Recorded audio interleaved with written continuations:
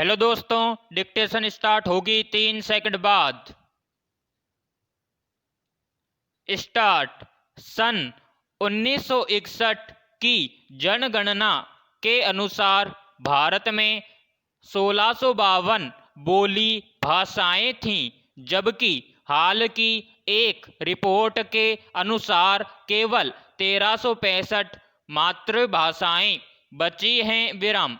भारत सरकार के जनगणना निदेशालय के मुताबिक देश में 22 अनुसूचित भाषाएं और 100 गैर अधिसूचित भाषाएं हैं, जिन्हें बोलने वालों की संख्या 1 लाख है। 42 ऐसी भाषाएं हैं जिन्हें बोलने वाले 10,000 से कम बचे हैं और उन्हें लुप्तप्राय माना जा रहा है। 2 साल पहले जब यूनेस्को द्वारा जारी दुनिया की भाषाओं के मानचित्र में यह आरोप लगा कि भारत अपनी बोली भाषाओं को भूलने के मामले में दुनिया में अव्वल है, तो लगा था कि शायद सरकार और समाज कुछ चेतेंगे, लेकिन ऐसा हुआ नहीं। विडंबना है कि देश की आज़ादी के बाद हमारी पारंपरिक बोली भाषाओं पर सबसे बड़ा संकट आया और उनमें भी आदिवासी समाज की बोलियां लुप्त होने में अव्वल। हम करीब 300 बोलियों को बिसरा चुके हैं और 190 अंतिम सांसें ले रही हैं। विराम। पैराग्राफ। बोलियों के गुम हो जाने का संकट सबसे अधिक आदिवासी क्षेत्रों में है, चूंकि देश के अधिकांश जनजातीय बहुल इलाके प्राकृतिक संसाधन से संपन्न हैं। इसलिए बाहरी समाज के लोभ की गिरफ्त में यही क्षेत्र सबसे ज्यादा होते हैं।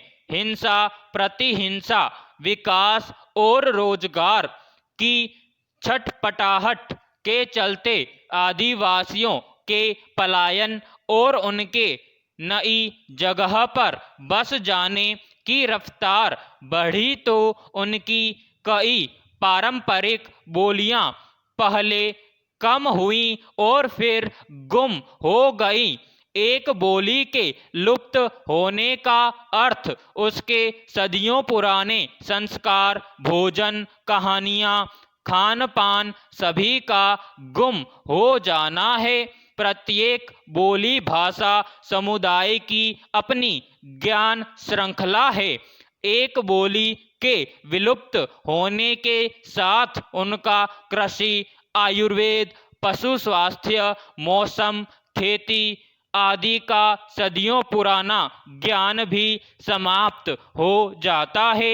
यह दुखद है कि हमारी सरकारी योजनाएं इन बोली भाषाओं की परंपराओं और उन्हें आदि रूप में संरक्षित करने के बजाय उनका आधुनिकीकरण करने पर ज्यादा जोर देती हैं।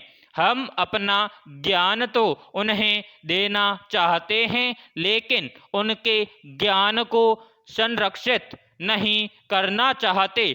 यह हमें जानना होगा कि जब किसी आदिवासी से मिलें तो पहले उससे उसकी बोली भाषा के ज्ञान को सुने, फिर उसे अपना नया ज्ञान देने का प्रयास करें। आज जरूरत बोलियों को उनके मूल स्वरूप में सहेजने की है। पैराग्राफ। प्रत्येक भाषा का विकास बोलियों से ही होता है। जब बोलियों के व्याकरण का मानकीकरण हो जाता है और उस बोली के बोलने या लिखने वाले इसका ठीक से अनुकरण करते हुए व्यवहार करते हैं तथा वह बोली भाव प्रकट करने में इतनी सक्षम हो जाती है कि लिखित साहित्य का रूप धारण कर सके, तो उसे भाषा का स्तर प्राप्त हो जाता है। किसी बोली का महत्व इस बात पर निर्भर करता है कि सामाजिक व्यवहार और शिक्षा व साहित्य में उसका क्या महत्व है। विराम समाप्त।